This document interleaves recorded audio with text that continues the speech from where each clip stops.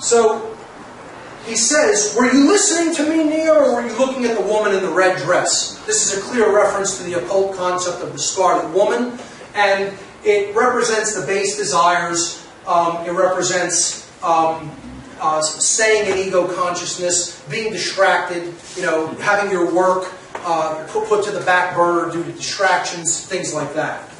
And he explains to him, he tells him, look again, and when Neo turns around to look for the woman in the red dress, it's an agent holding a gun to his head. Okay? So what he's trying to tell him is that agents of the system can be anybody. They can infiltrate anywhere. And he says, this is a training program that's designed to teach you one thing. If you're not one of us, you're one of them. Anyone that we have not unplugged is potentially an agent. Sooner or later, someone is going to have to fight them. Every single man or woman who has ever stood their ground, everyone who has fought an agent has died. But where they have failed, you will succeed, because their strength and their speed are still based in a world that is built on rules. Because of that, they will never be as strong or as fast as you can be. And Neo says to him, what are you trying to tell me? That I can dodge bullets? And Neo says, no. I'm trying to tell you that when you're ready, you won't have to.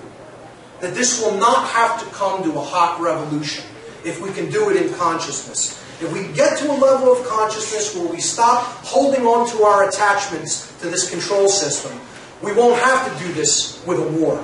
We will be able to do it by stepping away from the control system and letting it fall, by refusing to comply, by stopping giving our energy to it, to perpetuate it through our own energy. Right?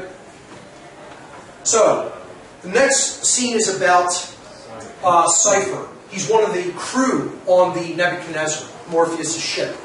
And he is horribly upset by what he has learned in the real world. He hates being unplugged from the Matrix and wants to go back in. He wants to go back to sleep.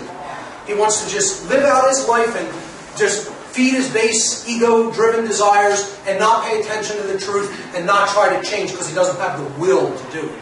He doesn't have the will, the sustained effort and will to continue to press forward. So his question is, why, oh why, didn't I take the blue pill? I woke up to this world of shit, basically. And I hate it, and I don't want to be a part of it anymore. I want to go back to sleep. Alright?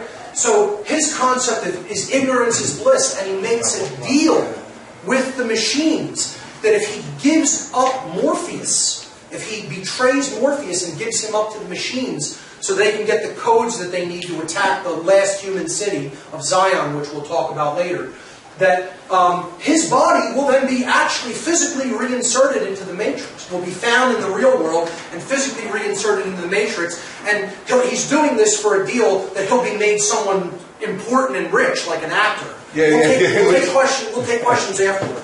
So he's going to betray the crew.